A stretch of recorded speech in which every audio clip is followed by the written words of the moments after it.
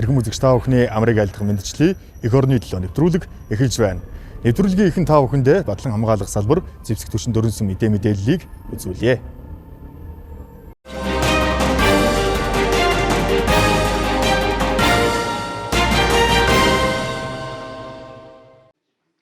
Үндэсний Батлан хамгаалахын их сургуулийн эдийн засаг менежментийн тэнхим нь 2023-аас 2024 оны хичээлийн жилийн дэвшүүлсэн судлаач хамт олон болох зорилтын хүрээнд эдийн засгийн доктортой хөгжил асуудал шийдэл сэдэвт улсын эрдэм шинжилгээний хурлыг зохион байгууллаа. Энэ удаагийн хуралд үндэсний Батлан хамгаалахын их сургууль, шинжилгээ ухааны технологийн их сургууль, Батлан хамгаалах удирдлагын академи, Монгол Улсын их сургууль, хөдөө аж ахуйн их сургууль, соёл урлагийн их сургууль зэрэг 12 байгууллагын 40 орчим багш судлаачид оролцсон юм а. Хурлын үндсэн илтгэлийг үндэсний Батлан хамгаалахын их сургуулийн аюулгүй байдлын дээд сургуулийн эдийн засаг менежментийн тэнхимийн дарга Саран Гэрэл, Батлан хамгаалахын эрдэм шинжилгээний хүрээлэнгийн дэд захирал Эрдэмтэн нарийн бичгийн дарга доктор Мөнхөргөл нар илтгэж хэлэлцүүллээ.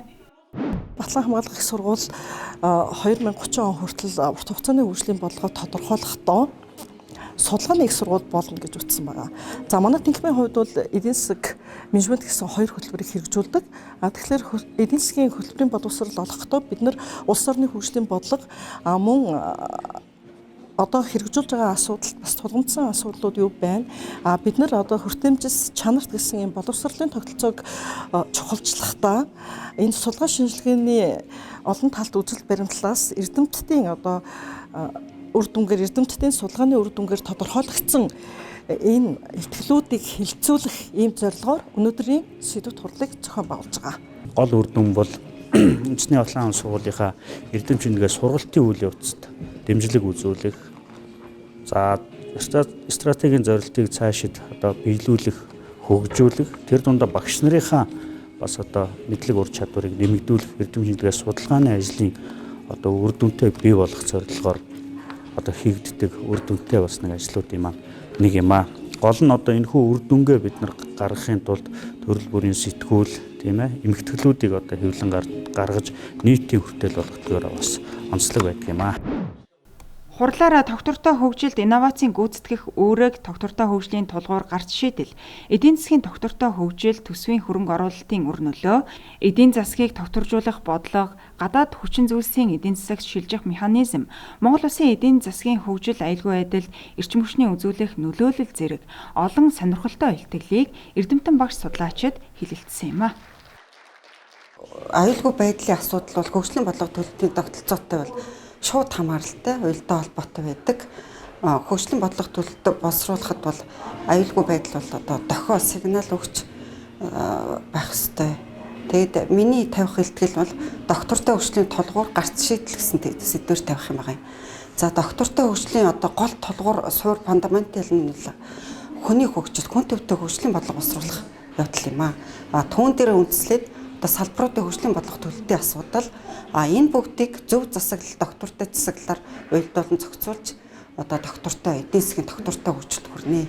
За энэ хурал бол маш их одоо үр дүнтэй гэж харж байна. Ягаад гэвэл орчин үеийн их сургуулиуд энэ улс орны одоо доктортой хөгжил, улс орны хөгжилд бол одоо мэдлэг бүтээж, одоо мэрэгчлэн бэлтгэж ингэж ихээхэн чухал үр гүйцэтгэдэг. Ялангуяа үндэсний явцын тогтолцооны нэг чухал одоо элемент эд систем бол энэ мэдлэг бий болгох эд систем буюу их сургуулиуд байж идэг. Тэгээ энэ их сургуулийн хувьд бол өөрийнхөө одоо чиг үүргийн дагуу шинжилгээ ухааны үндэстэй энэ мэдлэгийг бий болгож эрдэмтдийн судалгааны ажил одоо эхэлж энийг бий болгож бас нийтэд ингэж түгээж тийм ээ хурал зохион байгуулж түгээж байгаагаар бол их даваа талтай. Тэгээ энэ жилийн хурлын одоо энэ оролцогчдыг харахад бол зөвхөн одоо ихтэй сургуулийн эрдэмтэн багш нар оюутан сурагчдээс гадна бас бизнесийн байгууллагын яг инновацийн чиглэлээр одоо дэмжих үйл ажиллагаа үзүүлдэг инкубаторын төвүүд за ийм олон байгууллагууд бол оролцож байгаа нь бол их тийм одоо даваа талтай байна гэж харж байна.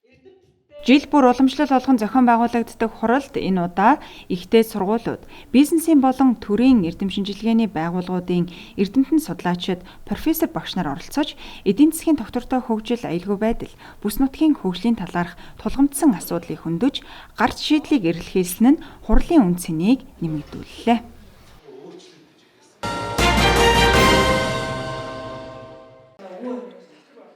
Монгол цэргийн нэгдсэн холбооны 10 жилийн ан хүрээнд тус холбооны эмэгтэйчүүдийн клуб, Монгол ахлагч нарын соён холбоо санаачлан, хөдөлмөр нийгмийн хамгааллын яамтай хамтран төрийн цэргийн болон хуйс ахиулах байгууллагын алба хаагчдад зориулсан өглөөний уулзалтыг Чингис зочид буудалд зохион байгууллаа.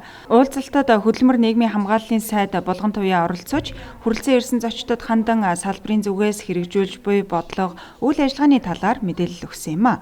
Мөн уулзалтын үеэр хөдөлмөр эрхлэлт, нийгмийн халамж үйлчилгээний нэр төрөл, хүүхэд хамгааллын тухай хууль болон хувьцааны тухай ойлголтын талаар холбогдох албан тушаалтнууд мэдээлэл өгч харилцан ярилцлаа.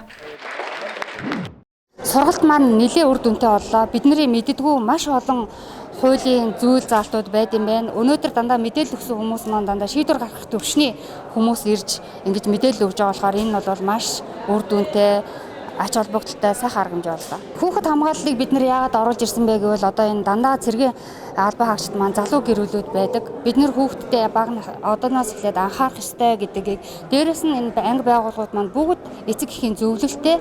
Энэ эцэг эхийн зөвлөл маань одоо хуулийн дагуу яаж ажиллах ёстой юм бэ гэдэг ийм арга аргачлалыг өнөөдөр бас хийж зааж өгсөн сайхан сургалт боллоо.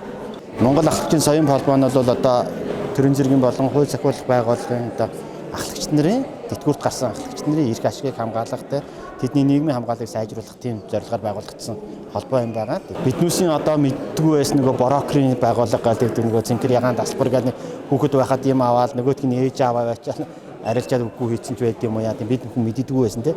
Нөгөө сая 1072 хувьцаагаар л мэдээд байгаа болохоос тэрнийхээ талаар мэдээлэл авдаа, хүүхэд хамгааллын талаар бас мэдээлэл авлаа тийм. Одоо тэгээд сая Булган Тувьяа сайд гэсэн хэлцээ хүүхэд хамгааллын талаар одоо бүгдээр хамтарч ажиллая тийм. Ингээл тэр бүхний төлөө хамтарч ажиллахын төлөө одоо энэ мэдээллийг энэ залуучууд олж авсан байхаа гэж найдаж байна. Энэ удаагийн өглөөний уулзалтад төрийн цэргийн болон хуйс ахиулах байгууллагын 400 орчим алба хаагчид хамрагдсан юм а.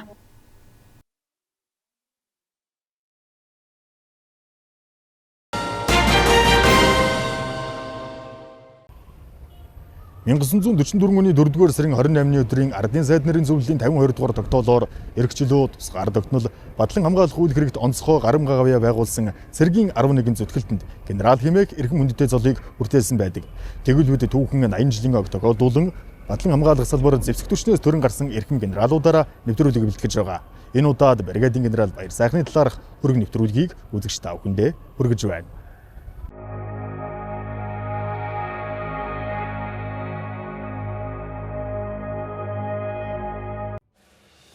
1990 онд өрнөсөн ардчилсан хувьсгалын нөлөөгөөр байнгын дэлгэмэл айрмыг урангуйлж, сумхан чадварлаг, мэрэгжлийн чиг баримжаатай зэвсэг түвшнийг төлөвшүүлэх, цэргийн шинжилгээний бодлогыг эргэл буцалтгүй хэрэгжүүлэх болсон билээ.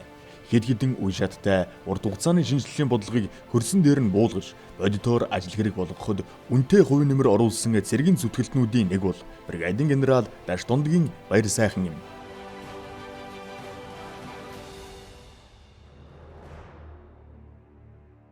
Манай ангид 3 баяр сайхан байсан. Сайн сандад 10 дугаар ангид төгсөөд генерал маань Оросд сургуульд яваад би Улаанбаатарт тэгээд ингээд тал тийшээгээ тарцгаасан. 1979 оны 7 сарын 2-ны өдөр би одоо сайн санаж байна. Даваа гараг байсан. Энэ өдөр бид анхны одоо тэр сургуулийн төвийн сонсох сурагч болж очижлаа. Төрс хоёрхож төмөндөө үнэлэгдэн байж олгогддог генерал гэх эрхэм цол бүхний ард өргөсөн тангарагтай үнчээр зүтгсэн эгэл офицеруудын даруухан амьдрал нуугдаастай. Тарайн төрөв боловсрох тусан бүхий дэгдэг. Эгэл даруй адлаа хүнлэг нөхөрсөг үдсэн туулсныг нь дэлхийн хүнч эрэмгийн зориг тэсвэр ухааныг нь салбарынх нь андахгүй ийм л нэгэн эрхэм хүмүүний дотоод сэтгэл мөн чанар руу зохисхон өнгийсэн минь энэ буюу соёлын гавьцалтай алтан гэрэл гэж энэ Аравжагийн бүх үйлсийг энэ хамрын хэд юмыг байгуулсан нэг тийм гавьяат хүн байдгийг. Нөгөөх нь болохоор бага. Тэгэхээр манай ангийн 2 чимэг. За би Баяр сайхныг анх яаж олж харсан гэхлээр тэд бид нар бас хөлбөмбөгийн тэмцээн зохиодог гэсэн юм аа. Тэгээ тэр дотор Дорнговоос ирсэн бүр ирэх хэрэгтэй зүүн баянгаас ирсэн гэдэг нэг тийм жижигхэн нөхрөл гүгэдсэн. Тэгээ тэр нь л одоо Баяр сайхан байсан. Би бол багагийн дэргэд багасаа найз явсныхаа тухайд бол их хүмүүжлийг багаагаас олж авсан шүү. Айгүй нөлөөтэй нөө сайнтай нөхрөл сарны гэрэл гэдэг шиг те. Би багаатай ажилласнаар их зөв хүн болсон юм да гэд. Би ч тэрний өмнө бол бас холиодог байсан. За манай Баяр сайхан нар бол хүнд бол дандаа зааж сургах цэргийн дарга бэлтгэл дээр бол маш их одоо ингэж анхаарч ажилладаг хүн байгаа юм.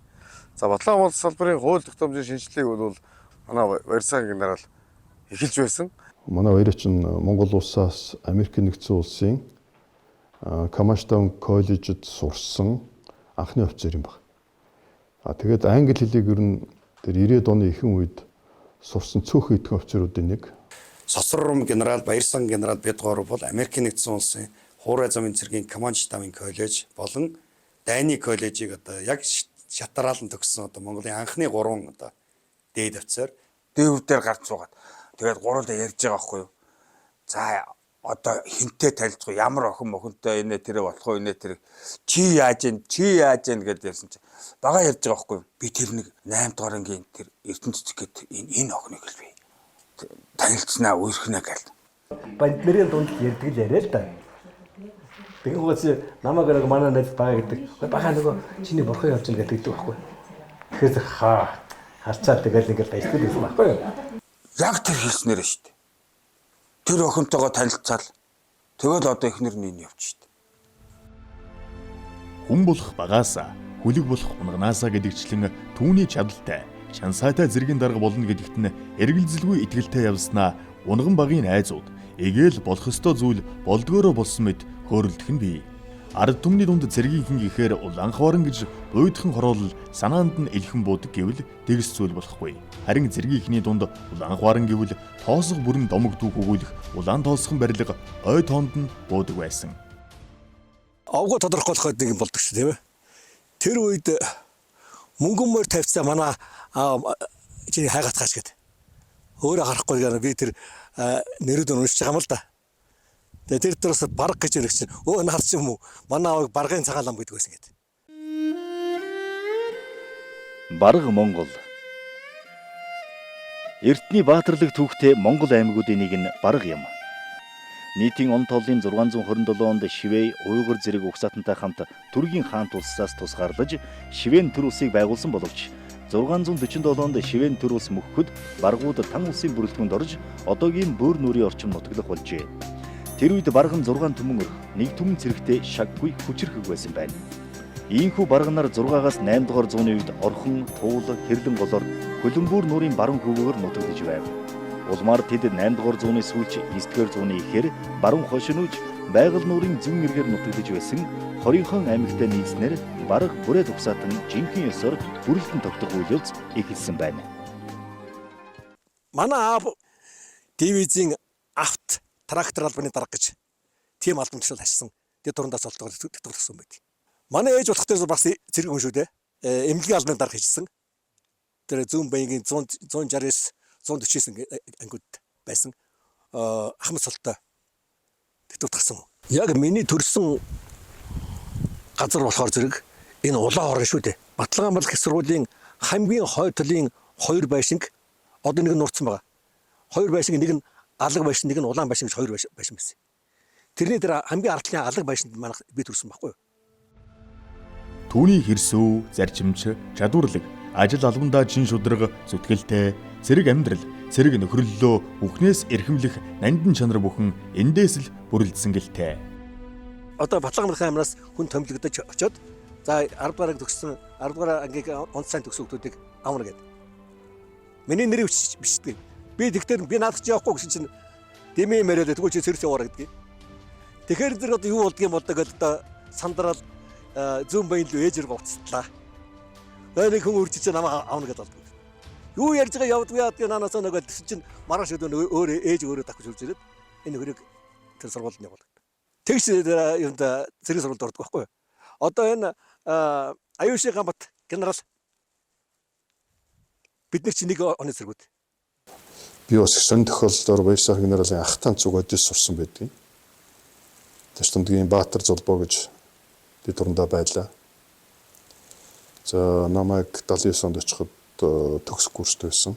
Зенитийн командын мэргэжлэр төгссөн.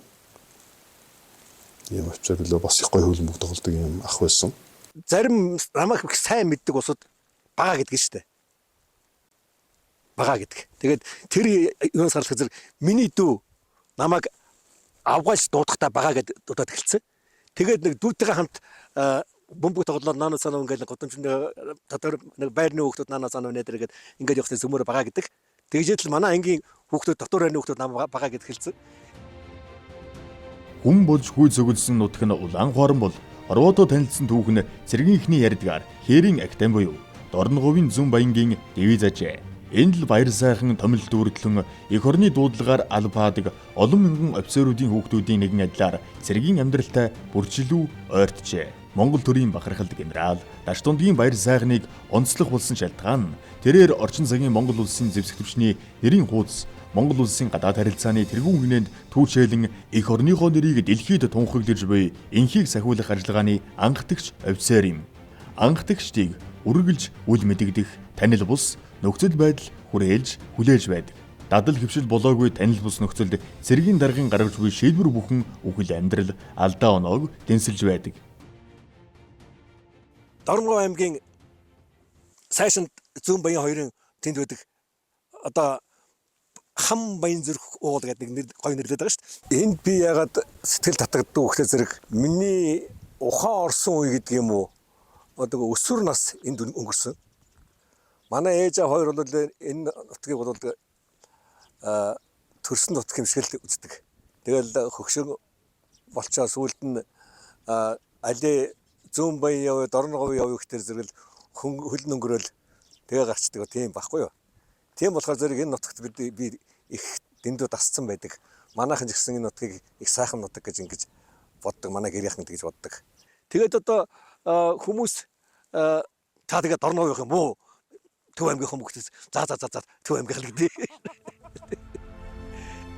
Түүний ажигч гэрхаа жанр, асуудлын голыг олох чадвар, овсгоо самба, асуудалд урдчлан дүгнэлт хийх мэдрэмж, багдгүй цөн совин, ажиллагааны газар оронд үүссэн маш эрсдэлтэй хүнд нөхцөл байдалд түүний гаргасан шийдвэр бүхэн нь зөв байсныг бид биш, үйл явдал, цаг хугацаа өөрийн шалгуураар дэнсэлсэн юм.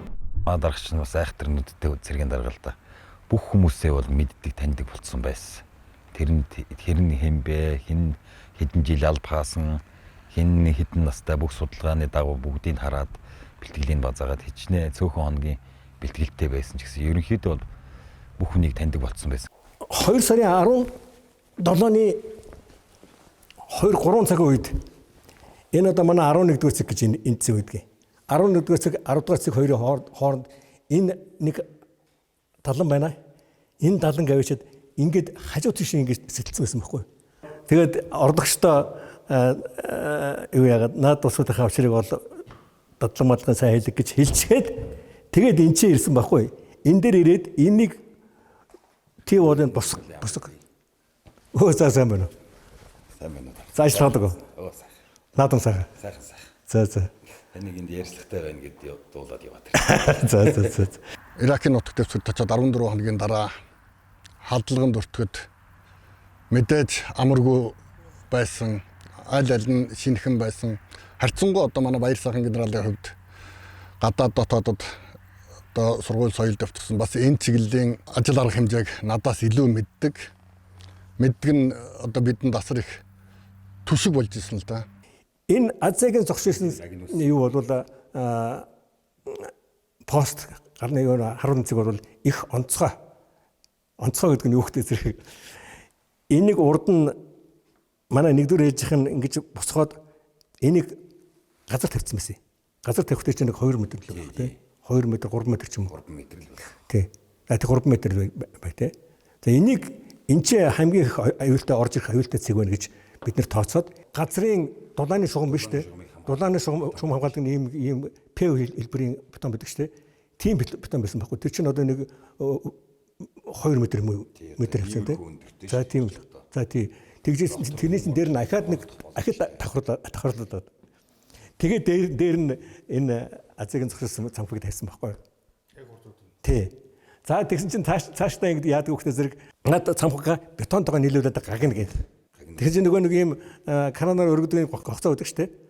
Тэр гогцоогоор нь турбан хийжгаад тэр цамхыг нь гагнуулсан. Тэгээд тэр чинь үндсэндээ 9 м өндөр болсон тий. Айхтар өндөр болсон. 2004 оны 2 дугаар сарын 18-ны өдөр Ирак улс Бабил муж Алхил логот олон үндэсний эвслийн цэргийн хүчний Шарли Бааз. Өглөөний 7 цаг 30 минут.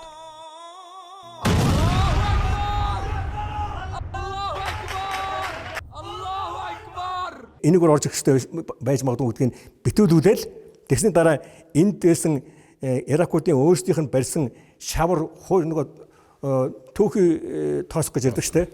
Түүхий тоосхон хашааг нөгөөдөө чинь жижиг машинтай ирж дэлбэлээд тэр гаргасан зайгаар нь том машин орж ирсэн байхгүй. Тэр том машин тэгээд азайгаа яваар галаар устгагдсан байдаг. Эхний процесс дэлбэрэлт гарц гаргаа дараагийнхаа орж иж хахад ямар ч тийм станцаар холбоо барих боломж цаг хугацаа байгаагүй. Энэ юусоо минутын доторх ажлууд байхгүй. Одоо хүмүүс ярихаараа бол ингээл кинонд гардаг шиг холбоонд ороод ингээл шатраалал ингээл юмнууд явна гэж тийм боломж байгаагүй. Би тэнд ихний дэлбэрэлт болоод гарц гараад ирэх дараагийн машин орж ирэн тэр үйл явдал болж байна. Тэнд ард самбуу яндун бол төвтэй холбоонд орсон.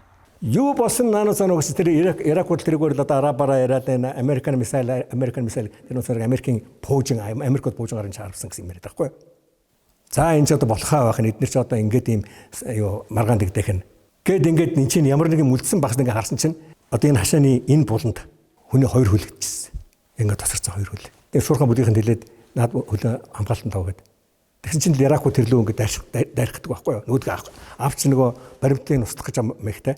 Яг хадлагын дараа гарахад бол аимшигтай юм болцсон байсан шүү дээ. Энд ч цэргүүд одоороо ингээд гадаа суудсан одоо дандаа бэртцэн гэмтцэн цэргүүд. Тэгэл нөгөө нэгэнд нэр тусал залгаал дараагийн хүнд очиж тусал залгаал ингээд явж идэг байхгүй. Тэр эмч нарын багийн бүрэлдэхүүн чинь Польшинч байна уу, Урминит байна уу ингээд олон цэргийн бааз байгаа чинь одоо өөр өөрийн хүмүүстэй тэгэл нэл цуснууд болцсон ингээд энэ тэндээс шархтсан гэмтцэн цэргүүд. Манайхан ч гэсэн тийм л юм байсан шүү дээ өчнөө. Тэгээ манай эмчнэр бас их мундаг ажилласан. Цогцсон иш тишээ шидэгдээд биемийнх нь салцсан малцсан анаас нь болоод жишээлбэл энэ зам дээр тэр хүний нуруу хөвтчихсэн байх шиг тий. Тэгэл ингээд торон дээр ингээд энэ тэнд ингээд юу нэг татвар ихтмэрхтэй хэлдэв ингээд наалтцсан нэ. Манайхан нэг том хамар харлаа гэсэн тэгээд гихмчлэн тиймэрхүү мэгтэй болцсон байсан. Тэр нь яг юу Польшийн эмнэлгийн нөхцөл хурж ирээд цөмөргө төвж аваад явсан л да.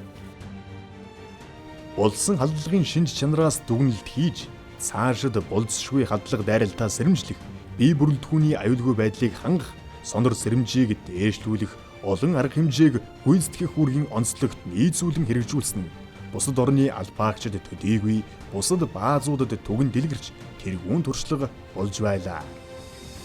10 метрийн өнөрт байрлах харуулын цэгээс хормхон зурд хорогдох байранд орж аюулгүй байдлаа хангах нөхцөлийг бүрдүүлэн төхөөрөмжилсөн нь ийхүү шилдэг туршлага болон түгш шууд бусаар Ирактаар тархсан олон баазын харуул хамгаалтын үүргийг гүйцэтгсэн олон цэргийн албаагчдын амийг аварсныг тооцох аргагүй юм. Тэгээд намайг скотч баяраг нэрчсэн. Тэгсэн тэгдэгсэн те. Би сүүлд сонссон энэ нөхдөдөөс. Ингэдэг юм аа. Тий хараа энэ би тэрийг бол бас их барахчаад юм. Бахад нөгөө нэг яг л энд бэлдээдсэн юм шиг санагддаг байхгүй юу? Ийм болох юм болов гэд. Яагаад ч би миний амнаас тэгээд гарчихсан юм бэ лээ. Эрдэнэч асуудаг. Даргаа энэ бахын скотч дууч яах юм бэ гэж. Өө тэр чинь тиймстэй али цонхноо цөмөрг нэг скотч тэгээд битүү скотч дараа гэд. Тэгээ нөгөө чинь нөгөө даргын өгсөн үүрэг тэнэг үүрэг гэдэг ингээл юу ч харагдахаа ажиллаа гэл ингээл яасан л байлгүй дээ. Одоо тэгээд гисэн чи яасан гэдэг зэрэг Пош тэр Румыны цэргийн казармуудад Кока-Колатай лааз биш үү? Тэрнийг авчид Кока-Колатай багт нь авчид зөхиод ингээд чавцсан мэн гэж бодлоо. Унаагүй шилэн яасан унаагүй гэсэн мэт чавцсан байсан. Гэх мэтлэн хөл гарлуугаа шилмэл оруулсан асуудлууд гарсан. Манай баазын хамгийн их охирлоо эффект нутгад дандаа шилний харгалзсан. Тэр бол зөвхөн цонх скотч гэдэг тийм том зүйл биш баг. Одоо зөвхөн харахад бол. Гэтэл аюулгүй байдал талаас нь бол сүүлд ингээ бодоход бол их том зүйл байгаа тийм ээ. Хэрвээ цонхоо скотчтойг байсан бол хөшиг татаагүй байсан бол манай бүрддэхүүн хэдэн хувь нь охирлоо амсах байсан би бол тэгээд ойлгож мэдхгүй. Дэлбэрэлтээс үүсдэг цохог толгой. Энэ яадгүй хүмүүс зэрэг агаарыг тэлээд ингээд хамаг юм ингээд сүйтгэн штэ. Сүйтгэчээд буцаж ирдэг. Буцаж ирээд ингэж бүршин шиг ингэж жагаад буцаад байранд анхныхаа цохилт үүсгэсэн, дэлбэрт үүсгэсэн эсрэг дээр очдөг, цэг дээр очдөг юм байлээ. Баяр сайхан генерал бол өмнө нь одоо Иракийн 2 дугаар ээлжинд миний багийн захичаар үүрэг гүйцэтгэсэн хүн байсан.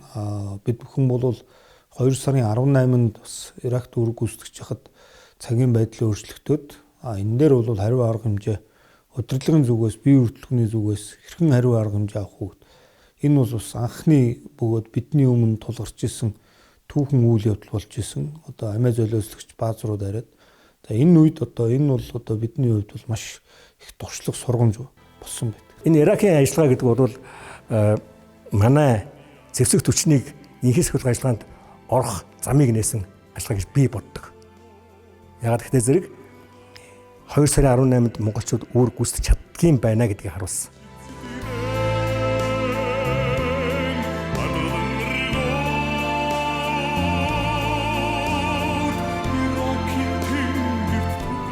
Ордугаар сарын 18-ны халдлага бол тесрэх бодистой машиныг дотгож нэвтрүүлж, Монгол цэргийн зоригийг мохоож, Монгол эхийн сэтгэлийг шархлуулахаар баазын ханд гарц гаргасан дэлбэрэлт биш, харин Монгол цэргийг дэлхийд таниулж, энэ цэрэг болгосон энхийн гарц болсон юм аа. Тэгэнгүүт чинь бид нар Монголын цэргүүд гадаадад очиод ийм мундаг байна. Тэгсэн чинь тэрнийхэн дарга нь өнөө манай бага байж тээ гэл тэгээд орилдож байхгүй. Тэгээд яг үндэ бол тэр цэрэг аваад мордж байхад бол тийм актер хүндрэлтэй газар очно гэж хүн бодохгүй шүү дээ.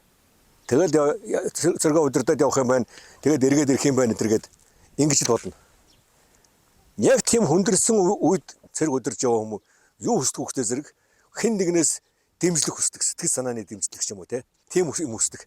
Тийм юм байхгүй тохиолдолд ихэд хэцүүднэ. Ямар нэгэн хүн надад нэг юм хэлээсэй ч юм уу.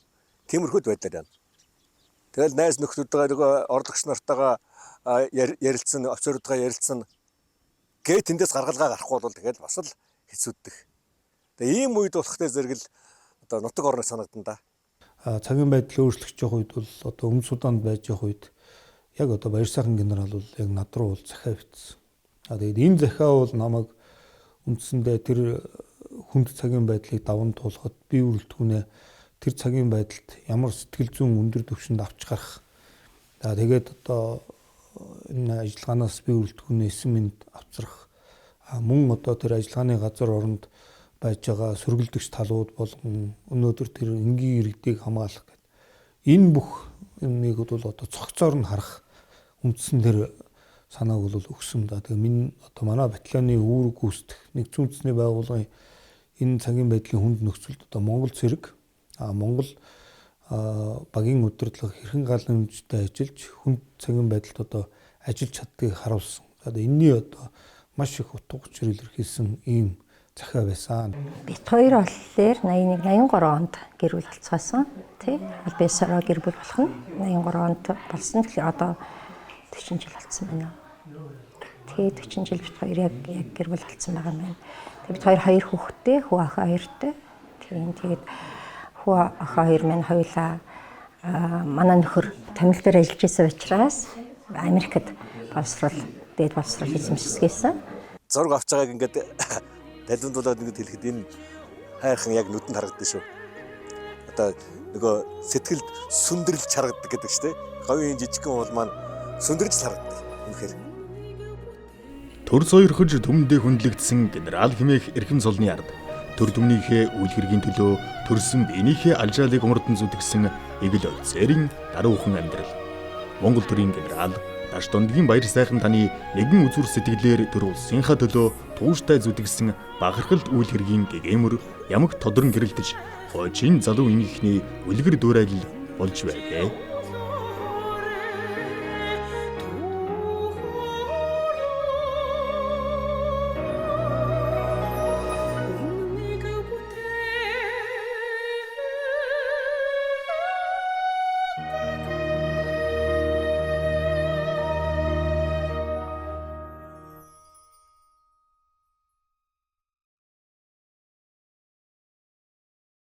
Эх орны төлөө нэвтрүүлэгтээ хамт байсан эрхэм үзэгч та бүхэндээ баярлалаа. Эх 7 хоног чинь мэдээлэл сонирхолтой нэвтрүүлгээр иргэн уулзлаа. Түр баяртай.